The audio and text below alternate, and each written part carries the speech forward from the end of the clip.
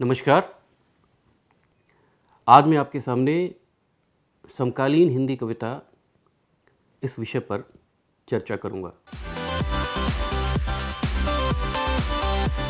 समकालीन हिंदी कविता आपातकाल यानी 1975 के बाद लिखी हुई कविता है, जिसका हिंदी कविता की विकास परंपरा में एक अतुलनीय योगदान है। हालांकि कुछ आलोचक यह भी कहते हैं कि कविता का यह आंदोलन 21वीं सदी के इस दूसरे दशक तक चल रहा है, लेकिन मेरा थोड़ा सा मतभेद है, क्योंकि मुझे लगता है कि समकालीन हिंदी कविता की जो प्रवृत्ति थी वो 20वीं सदी के ख़त्म होते होते, या हम कहें कि 1990 के बाद जो एक उदारीकरण की आंधी चली थी राजनैतिक आर्थिक स्तर पे, उसने नए तरीके की एक कविता को जन्म दिया, जिसके बारे में अलग अलग विचार भी व्यक्त किए जाते हैं। जैसे कि कुछ लोगों ने कहा कि वो लॉन्ग 90s का आंदोलन है। लेकिन अगर हम इस विषय पर अभी फ़िलहाल बात न करें, और इसकी चर्चा मैं अंत में करूंगा ही, तो हम समकालीन हिंदी कविता के बारे में एक सबसे पहले उसके स्वरूप और उसकी अवधारणा और उसके विकास का अध्ययन करेंगे या जानेंगे। समकालीन हिंदी कविता में एक प्रत्यय है समकालीन। सबसे पहले हम इस शब्द के अर्थ को जानने का प्रयास करेंगे। समकालीन में सम और कालीन यह दो शब्द युग्म हैं। सम का आशय समान से है और कालीन का आशय काल से है, समय से है। तो इस तरह से अगर हम देखें तो समकालीन का आशय हुआ कि हमारे आपके काल का, यानी वह कविता जो हमारे आपके समय में लिखी जा रही है, हमारे आयुष के समानांतर लिखी जा रही है, वह समकालीन हिंदी कविता हुई। लेकिन समकालीन का यह अर्थ कालबोधी है सिर्फ, जबकि अगर हम इसका मूल्यबोधी अर्थ निकालें, साहित्यिक अर्थ अगर निकालें, तो समकालीन का आशय सिर्फ इतना नहीं होता कि जो हमारे काल का है, क्योंकि साहित्य के बारे में यह परिभाषा दी जाती है कि साहित्य किसी युग विशेष का नहीं होता है। साहित्य या साहित्य की संवेदना वही अस्थाई है, वही प्रामाणिक है जो युगों युगों तक अर्थवान रहे।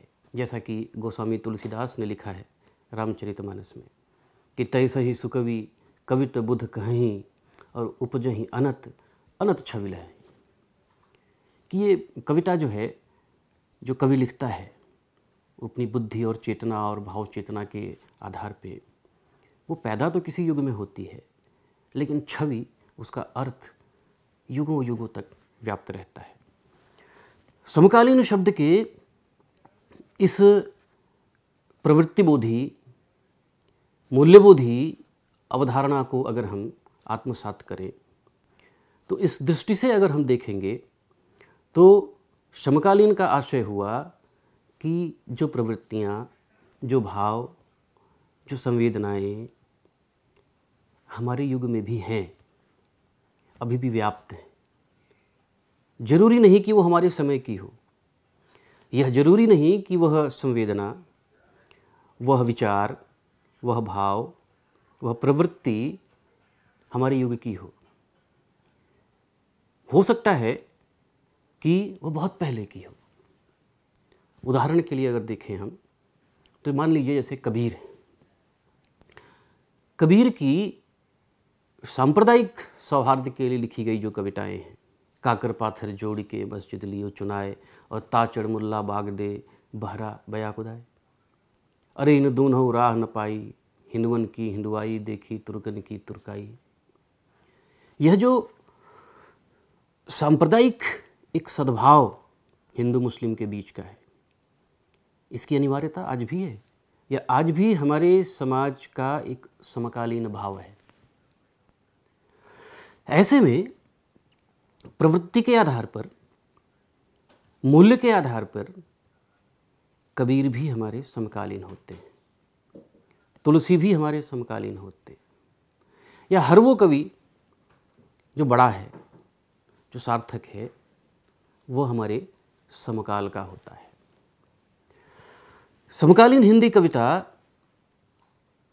इन दो नज़रियों से देखी जा सकती है। जैसा कि मैंने बताया, एक समय सापेक्ष और एक समय निरपेक्ष, प्रवृत्तिगत आधार पे, उसके मूल्य के आधार पे, उसकी एक ऐतिहासिक फैलाव के आधार पे। तो समकालीन का जो अर्थ है, ये दो सिरों को, दो आयामों को छूता है। इस दृष्टि से अगर हम समकालीन हिंदी कविता की पृष्ठभूमि देखेंगे तो उसका एक नाता तो उससे पहले की कविता, जो नई कविता है, या जो छायावाद की कविता है, या गे और अन्य कवियों की कविता है, उससे तो जुड़ता ही जुड़ता है।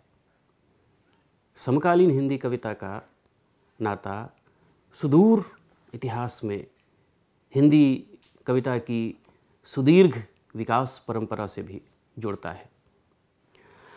और हम, जैसा कि आगे चर्चा भी करेंगे, कि समकालीन कविता में ऐसे तमाम छोटे छोटे नुक्ते रेशे आपको मिलेंगे, ऐसी प्रवृत्तियाँ मिलेंगी जो हमें लगेगा कि ये भक्ति कविता से आई है, या उसकी कला जो रीति कविता से आई है, या उसकी एक रोमांटिक कल्पना छायावाद से आई है। समकालीन कविता की जो पृष्ठभूमि है, उसके पीछे यह पूरा का पूरा हिंदी कविता की विकास यात्रा का जो ये पूरा का पूरा विन्यास है, वह मौजूद है। जैसा कि समकालीन कविता के कवि अरुण कुमल खुद लिखते हैं कि सारा लोहा उनका अपनी केवल धार, यानी मेरी कविता में जो लोहा है, जो मटेरियल है, जो कंटेंट है, यह उनका है। ये उनका कौन है? उनका परंपरा का, मेरे पहले के कवियों का। मेरा इसमें क्या है? इसकी धार, जिसे मैंने कुछ अपनी मेहनत से, अपनी प्रतिभा से, और कुछ पहले के कवियों ने जो इसकी निर्मिति मुझे दी है, उसी को चमका करके मैं आपके सामने रख रहा हूँ। समकालीन कविता की पृष्ठभूमि को समझने के लिए यह बहुत ज़रूरी है, क्योंकि उसके रेशे रेशे में हिंदी कविता की जो प्राण धारा है, वह समाविष्ट है। एक दूसरा तथ्य जो इस संदर्भ में हमें ध्यान रखना चाहिए, वो ये कि समकालीन हिंदी कविता आधुनिक युगीन जो हिंदी कविता है, उसी से सन्नद्ध है। तो समकालीनता को, वह समकालीनता जो समयबद्ध है, उसको समझने के लिए हमें कहीं ना कहीं इस आधुनिकता को भी समझना पड़ेगा। और यह आधुनिकता हम आप सभी जानते हैं कि कविता के क्षेत्र में, या हम कविता की बात न करें, हिंदी, आधुनिक हिंदी जो साहित्य, खड़ी बोली का साहित्य, जिसे आचार्य शुक्ल ने कहा कि यह गद्यकाल है, उसको देखें तो आधुनिकता या आधुनिक भावबोध के कुछ सिरों को अगर हम समझ लें तो समकालीन कविता को और बेहतर से और बेहतरी से समझ पाएंगे। हम आप सब जानते हैं कि भारतेंदु के बाद से आधुनिक, जिसे भावबोध कहते हैं, वह आरंभ होता है। आधुनिक भावबोध की तमाम विशेषताओं में कुछ विशेषताओं पे अगर हम बात करें तो आधुनिक भावबोध का अनिवार्य संबंध मनुष्य की केंद्रीयता से है। मनुष्य की स्वतंत्रता, मनुष्य की अस्मिता, मनुष्य की गरिमा, मनुष्य के अधिकार, उसके जीने के अधिकार, उससे मध्यकालीन जिस भावबोध में ईश्वर की केंद्रीयता रही उसे ही आधुनिक भावबोध मनुष्य की केंद्रीयता में तब्दील कर देता है। यह मनुष्य ऐसा नहीं है कि भक्ति काल या पहले के कालों में नहीं आया है, लेकिन उस मनुष्य की गरिमा का समर्पण अनिवार्य रूप से किसी न किसी ईश्वर या किसी न किसी अदृश्य सत्ता के पक्ष में होता आया था। आधुनिक कविता में ईश्वर अनुपस्थित है, वह कहीं कोने पड़ा है और मनुष्य केंद्रीय है। मनुष्य की सत्ता, मनुष्य की ताकत, मनुष्य की गरिमा। खड़ी बोली हिंदी कविता की विकास यात्रा को अगर हम देखें तो मनुष्य की यह गरिमा विशेषकर भारतेंदु के समय से स्थापित हो जाती है और मनुष्य के जीवन को किसी भी ईश्वर की शर्त पर कविता में रेखांकित या व्याख्यायित नहीं किया जाता है। छायावाद में ये प्रवृत्ति आप देख सकते हैं। आप छायावाद के बाद जब प्रगतिशील कविता का आंदोलन चला, प्रगतिवादी कविता का जो आंदोलन है, उस आंदोलन में मनुष्य की यह केंद्रीयता और बढ़ती है। अज्ञेय की पूरी कविता में आप देखेंगे कि मनुष्य अपनी पूरी गरिमा और स्वतंत्रता के साथ खड़ा हुआ है। नई कविता में या आज़ादी के बाद की जो कविता है उसमें यह मनुष्य उसके और लघुत्तर रूप का रूपायन हुआ है, जिसको कहते हैं कि मनुष्य के प्रति भी अगर छायावादी कविता में देखें हम तो एक रोमांटिक दृष्टिकोण दिखाई देता है, लेकिन यह रोमांटिक दृष्टिकोण आप आज़ादी के बाद की अगर जो कविता है, ताजी कविता जो तुरंत आज़ादी के बाद शुरू होती है, उसमें यह मनुष्य और गहराई से उसके और संवेदनशील पक्ष को सामने लाने की कोशिश की जाती है। विजयदेव नारायण शाही जैसे आलोचक लघुमानों के बहाने हिंदी कविता पर एक बहस जैसा लेख लिखते हैं, जो तत्कालीन कविता की मनुष्य केंद्रीयता को हमारे सामने स्पष्ट करता है, रखता है। आप ध्यान दीजिए तो समकालीन कविता में यही मनुष्य, ईश्वर की शर्तों से बाहर का मनुष्य, वह मनुष्य जिसे किसी ईश्वर की जरूरत नहीं है, वह मनुष्य जो जीवन के इस हीट में, इस आपाधापी में लिथड़ा हुआ है,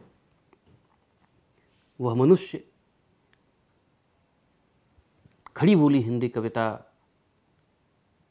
में धीरे धीरे रचता हुआ समकालीन कविता तक आता है। जैसा मैंने कहा कि नई कविता में, आज़ादी के बाद की कविता में जो यह मनुष्य है वह लघु मानव की तरह आता है। लेकिन फिर से मैं आपको एक बार यहाँ पे कहना चाहूँगा, मनुष्य को लेकर के जो यह कविता की धारणा रही है उसका भी एक विकसित रूप है, एक विकास है। छायावाद या अज्ञेय या नई कविता में भी, आज़ादी के बाद की कविता में मनुष्य को लेकर के एक रोमांटिक भावबोध रहा है। मैं रोमांटिक शब्द का जो ये प्रयोग कर रहा हूँ वह सायास कर रहा हूँ। रोमांटिक इस अर्थ में कि हिंदी कविता की विकास परंपरा में भक्तिकालीन और रीतिकालीन कविता का जो एक जीवन के प्रति एक रोमांस रहा है, रोमांस जो यथार्थ की कहीं न कहीं हीनता का द्योतक है। यानी यह कविता जिस मनुष्य की रचना कर रही थी वह मनुष्य पूरी तरह से अपने ठीक ठीक रूप में नहीं उतर रहा था। कहीं न कहीं कवि की कल्पना उसके कुछ रूप को छुपा रही थी। वो उसे एक यूटोपिया की तरह प्रोजेक्ट कर रही थी। ऐसा होता है कविता की रचना प्रक्रिया या कविता की संरचना पे अगर हम बात करें तो अक्सर ये जो है और जो होना चाहिए, इन दो बिंदुओं में जब किसी का चुनाव करना होता है, अक्सर कवि जो होना चाहिए उसका एक स्वप्न प्रोजेक्ट करता है। तो इस अर्थ में मैं कह रहा था कि मनुष्य के प्रति जो एक रोमांटिक भावबोध था वह समकालीन कविता के पहले कहीं न कहीं किसी रोमांस में लिथड़ा था। समकालीन कविता में आकर के मनुष्य के प्रति यह जो रोमांटिक स्वप्न था, यह जो रोमांटिक अवधारणा थी, यह जो रोमांटिक रचना प्रक्रिया थी, यह जो रोमांटिक शिल्प था, यह जो रोमांटिक भाषा थी, वो सब नष्ट हो जाती है। एकदम खड़खड़े गद्य में समकालीन कविता में उस युग का, अपने युग का मनुष्य सिरच कर उतरता है। समकालीन कविता की एक पृष्ठभूमि यह भी रही है। एक अन्य तथ्य की ओर भी मैं आपको इशारा करता हूँ। आधुनिक खड़ी हिंदी कविता पर पाश्चात्य प्रभाव की अक्सर बात की जाती है। यह माना गया है और कुछ कई अर्थों में यह सच भी है कि खड़ी बोली हिंदी कविता पर पश्चिमी प्रभाव बड़ा गहरा है और इसकी शुरुआत भारतेंदु युग से ही शुरू हो चुकी थी। खुद भारतेंदु कहीं न कहीं पूर्वी और जो पश्चिमी ज्ञान परंपरा है उसका समन्वय कर रहे थे। ढेर सारी अंग्रेजी की पत्रिकाएं, पुस्तकें आती थी। गुलामी का दौर था। अंग्रेजी या पश्चिमी अनुदित साहित्य यह जो हिंदी में आ रहा था इसने कई आंदोलनों को प्रभावित किया और यह सच है कि छायावाद में भी यह विदुषी प्रभाव था, जिसकी आचार्य शुक्ल ने भी जिसकी ओर इशारा किया है। यहाँ तक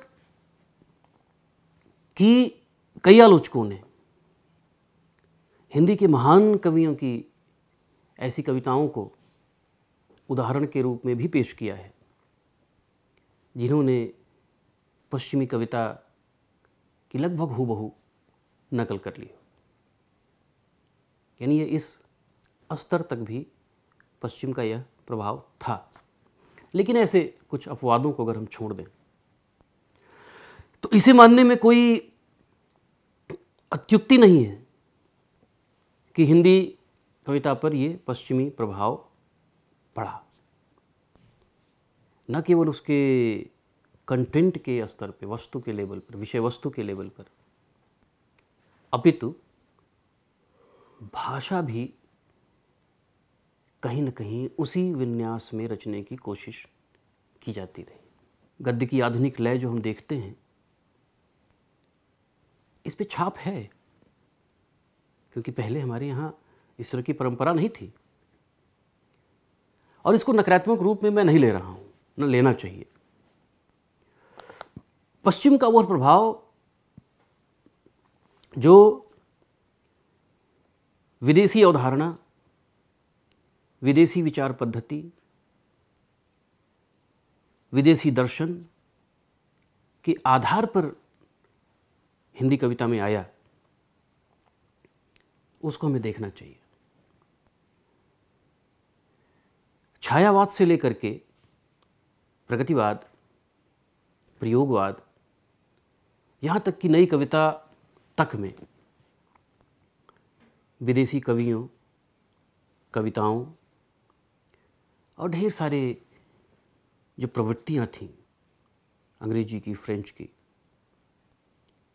वो फैशन के रूप में हिंदी कविता में आती है। और अक्सर मुझे ऐसा लगता है कि खड़ी बोली हिंदी का कवि आज़ादी के बाद भी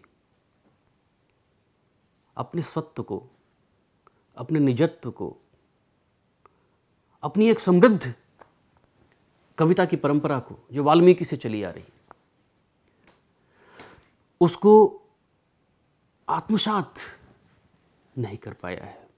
यह मैं बड़ा सवाल एक कर रहा हूँ कि ऐसा लगता है कि हमारे कवि की चेतना में कहीं ना कहीं कोई फाँक है। मैं सभी कवियों पे की बात यहाँ नहीं कर रहा हूँ, ऐसे तमाम कवि हैं, निराला से लेकर के गद्य में अगर हम बात करें तो निर्मल वर्मा तक, जो सत्वजीवी हैं, जिन्होंने अपनी परंपरा, अपनी थाती से रस ग्रहण किए हैं। बाहरी फैशन के आलोक में, प्रभाव में उनकी आंखें चौंधियाई नहीं। विदेशी या पाश्चात्य परंपरा, पाश्चात्य विन्यास की यह होड़ हिंदी कविता में भी थी और यह आज़ादी के 1-2 दशकों तक बनी रही, बाद तक बनी रही। एक स्तर पर ये समन्वय होना चाहिए, लेकिन निजत्व की शर्त पर, स्वत्व की शर्त पर यह एक अच्छी बात नहीं, ये एक दोष है। कहना मैं ये चाहता हूँ कि समकालीन कविता के रूप में हिंदी में, हिंदी कविता के विकास में हम पहली बार एक ऐसी कविता से साक्षात्कार करते हैं जो अधिकतम देसी कविता है, जो अधिकतम रूप से अपने स्वत्व, अपनी मिट्टी के स्वत्व, उसके निजत्व, उसके वैभव और उसकी गरिमा को हमारे सामने लेकर के आती है। यह वो जमीन है, यह जो पृष्ठभूमि है जहाँ से समकालीन कविता के बारे में मैं आगे बात करना चाहता हूँ। आलोचक विशंबरनाथ उपाध्याय ने कभी कहा था कि समकालीन कविता अपने समय के मुख्य अंतर विरोध और द्वंद्वों की कविता है। समकालीन कविता में जो हो रहा है अर्थात बिकमिंग का सीधा खुलासा है। इसे पढ़कर वर्तमान कला का बोध हो सकता है, क्योंकि उसमें जीते संघर्ष, लड़ते, बौखलाते, तड़पते, गरजते तथा ठोकर मारते, सोचते हुए वास्तविक आदमी का परिदृश्य है। यही वो जमीन है जहां मैं आपको एक यात्रा के द्वारा ले आना चाहता था। जिस लघुमानव की बात विजयदेव नारायण शाही ने की थी, कहीं ना कहीं वह भी एक रोमांटिक ख्याल जैसा कुछ रह गया था, कसर उसमें। समकालीन कविता ने वो पर्दा भी हटा दिया और बिल्कुल मनुष्य का नग्न और यथार्थ रूप,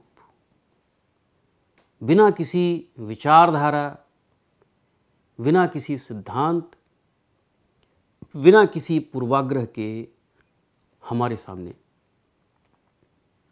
आता है। समकालीन कविता के तमाम कवियों का नाम हम जानते ही हैं। कुछ कवियों का अगर हम नाम लें तो धूमिल केदारनाथ सिंह, ये समकालीन कविता के अग्रधावक कवि से लगते हैं, जो पहले के हैं, लेकिन इसमें कहीं ना कहीं जिनका अक्ष, जिनका रूप शामिल दिखता है, जो शायद एक अर्थ तक इसे बनाते भी हैं। इलियादा जगोड़ी, चंद्रकांत देवताले, कुमार विकल, विनोद कुमार शुक्ल, विजेंद्र, मंगलेश डबराल, राजेश जोशी, मान बहादुर सिंह, विश्वनाथ प्रसाद तिवारी, भगवत रावत, अरुण कमल, ज्ञानेंद्र पति, ये सब समकालीन कविता के इस दौर की, जो 20वीं सदी का लगभग 2 से 3 दशक तक का दौर है, उसमें इनकी कविता इस समय को स्वर प्रदान करती है। एक नितांत नया मुहावरा समकालीन कविता हमारे सामने रखती है, और आप ध्यान से देखेंगे तो ये मुहावरा मुक्तिबोध या गेय या छायावाद इस कविता और इन कवियों से नितांत भिन्न है, नितांत यथार्थ है। केदारनाथ सिंह लिखते हैं, तुमने जहां लिखा है प्यार, वहां सड़क लिख दो। तुमने जहां लिखा है प्यार, वहां सड़क लिख दो, फर्क नहीं पड़ता। मेरे युग का मुहावरा है, फर्क नहीं पड़ता। अब ध्यान से इस कविता को अगर देखें, इस मुहावरे को देखें, कविता के सिद्धांत कथन जो नई कविता से लेकर कज्ञेय और आदि में व्याप्त थे, बिल्कुल छन गए हैं। एक पूरी की पूरी जो विचार सरणी है वो गायब है। जहां लिखना है प्यार, वहां सड़क लिख दो, फर्क नहीं पड़ता है। ये समकालीन कविता का युग है, और इसीलिए शायद समकालीन कविता में आत्मलोचन, सेल्फ क्रिटिसिज्म, अपनी ही आलोचना, जिससे कि आदमी और परिष्कृत होकर के सामने आता है, उसकी तमाम कविताएं लिखी गई हैं, और जो बड़ी एक महत्वपूर्ण प्रवृत्ति है इसकी समकालीन कविता की। आप कुमार विकल को देखें, मुक्ति के दस्तावेज, मैं एक ऐसी व्यवस्था में जीता हूं जहां मुक्त जिंदगी की तमाम संभावनाएं सफ़ेद आतंक से भरी इमारत के कोनों में नन्हे खरगोशों की तरह दुबकी पड़ी हैं, और मुक्ति के लिए छटपटाता मेरा मन वामपंथी राजनीति के 3 शिविरों में भटकता है, और हर शिविर से मुक्ति का एक दस्तावेज लेकर लौटता है। संशय और छोटे छोटे डरों के बीच जूझता मैं जब कभी हताश हो जाता हूँ, तो न किसी शिविर की ओर दौड़ सकता हूँ, न ही किसी दस्तावेज में अर्थ भर सकता हूँ, और तो और अपने स्नायु तंत्र में छटपटाहट ले इस व्यवस्था पर केवल एक क्रूर अट्ठहास कर सकता हूँ। समकालीन कविता में विचारधारात्मक जो एक चीज थी पहले की कविता में, वो लगभग टूट चुकी है। यह कविता जिस जमीन पे छटपटा रही है, वहां किसी वैचारिकी का इसको सहारा नहीं है। हर विचारधारा ने झूठ बोला है, हर विचारधारा ने छला है मनुष्य को। इसलिए सारी विचारधाराओं के बाहर समकालीन कविता का कवि मनुष्य को लेकर के कविता लिख रहा है, और संभवतः इसी कारण इस कविता में एक बहुत आंतरिक विद्रोह है। आप ध्यान करिए अगर केदारनाथ सिंह को, तो कहते हैं कि आप विश्वास करें, मैं कविता नहीं कर रहा, सिर्फ आग की ओर इशारा कर रहा हूं। क्योंकि कविता में लिखना यानी किसी वैचारिकी की ओट में होना, जबकि कवि ऐसा करना नहीं चाहता है। यह विद्रोह जगोड़ी के यहाँ आप देख सकते हैं। हार कर तुम्हें खोजने की कोशिश में लापता हो जाता है, और संशय की भाषा में बड़बड़ाता हूँ, जो न क्रांति है, न नज़रिया है, न विचार है, सारी विचारधारात्मक अन्विति, सारा का सारा पश्चिमी प्रभाव और उसको लिए हुए जो हिंदी कविता की सैद्धांतिकी है, वह समकालीन कवियों के किसी काम की नहीं है। इसलिए समकालीन कवि ने, समकालीन कविता ने सिद्धांत और विचारों की उन तमाम किताबों को या तो ताक पे फेंक दिया है या समुंदर में बहा दिया है, और उन्होंने एक शुद्ध कवि की आंख से, विशुद्ध साहित्यकार की निगाह से हमारे समय के मनुष्य को देखने की कोशिश की है और उसकी स्थिति के लिए, उसकी यथार्थ स्थिति के निदर्शन के लिए उसने कविता क्या लिखी है, जो कि बिल्कुल नई कविता है। और फिर से मैं अपनी बात समाप्त करने से पहले अरुण कमल की उसी कविता का हवाला देना चाहता हूँ कि अपना क्या है इस जीवन में सब तो लिया उधार, सारा लोहा उन लोगों का अपनी केवल धार। समकालीन कविता इसी नंगी धार की कविता है जिस पे किसी भी विचारधारा का आवरण नहीं है। बहुत बहुत धन्यवाद।